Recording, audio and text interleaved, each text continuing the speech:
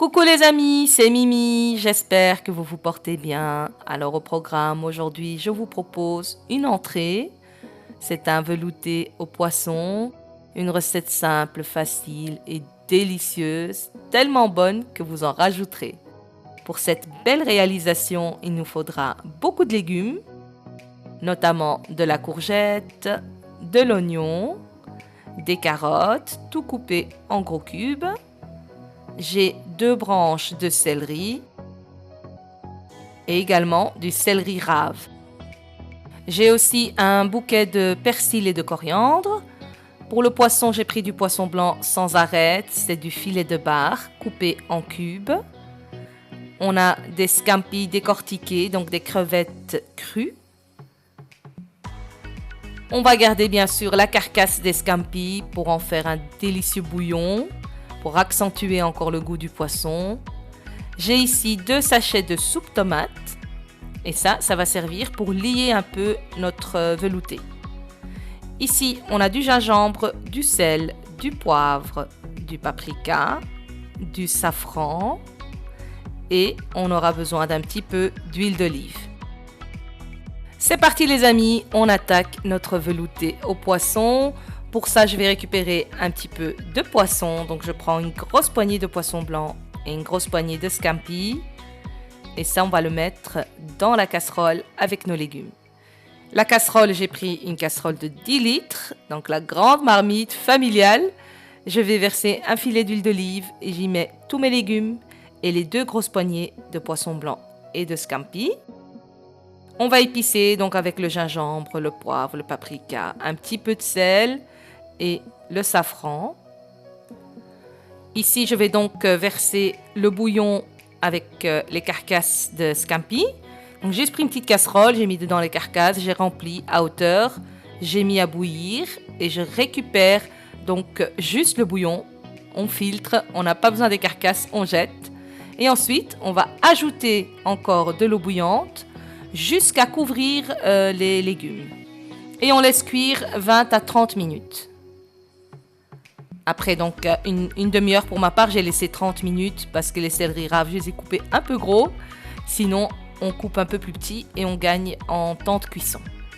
On va donc maintenant mixer le tout. Je me suis équipée du mixeur plongeur et on va donc rendre ce velouté bien lisse. Pour ma part, j'ai ajouté un petit peu d'eau bouillante pour qu'il se mixe plus facilement parce qu'il va absorber presque toute l'eau. Et une fois que le velouté est super lisse, on arrête de mixer. Je vais maintenant donc remplir la casserole jusqu'au bord, enfin presque, avec toujours de l'eau bouillante pour accélérer la cuisson. Je couvre et je laisse cuire maintenant encore 20 minutes. Et en attendant, je vais prendre les 2 sachets de soupe tomate que je viens juste mélanger avec un petit peu d'eau. Il faut que ce soit assez épais et onctueux. Voilà, pas mettre trop d'eau, pas que ce soit trop compact non plus. Et après 20 minutes, donc, je vais venir maintenant lier et terminer ma soupe. Je verse donc ce mélange de soupe tomate qui va épaissir ma soupe et bien sûr l'aromatiser.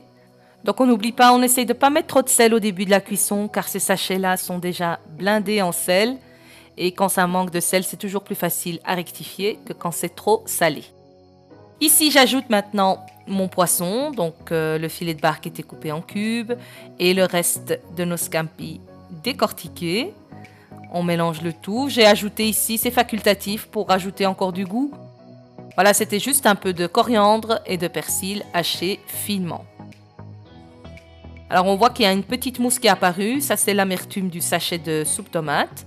Donc, on va écumer, on va juste la retirer. Donc cette étape-ci ne doit pas durer trop longtemps. Dès qu'on a mis les poissons dans le velouté, il faut compter à peu près 10 minutes pour qu'ils soient cuits et qu'ils ne soient pas trop cuits non plus, sinon ils vont s'abîmer. Il nous reste la petite touche finale, un petit peu de vermicelle, à peu près 50 grammes. Et une fois que je mets le vermicelle, je mélange une dernière fois pour ma part et j'éteins tout de suite la casserole. Les vermicelles vont cuire donc dans la casserole à feu éteint. Je me suis servi un bon bol bien généreux, comme toujours, Et on aperçoit ici donc les morceaux de poisson. Trop trop bon. Donc ici j'avais pris du filet de bar. On peut prendre bien sûr du cabillaud sans arête. On peut prendre du filet de colin. Il y a énormément de variantes au niveau de poisson blanc. Donc libre choix à vous d'y mettre ce qui vous plaît. Voilà les amis, notre velouté est extrêmement bon. Voilà, il ne reste plus qu'à goûter. On y va. Super. Vraiment, une tuerie, un vrai délice.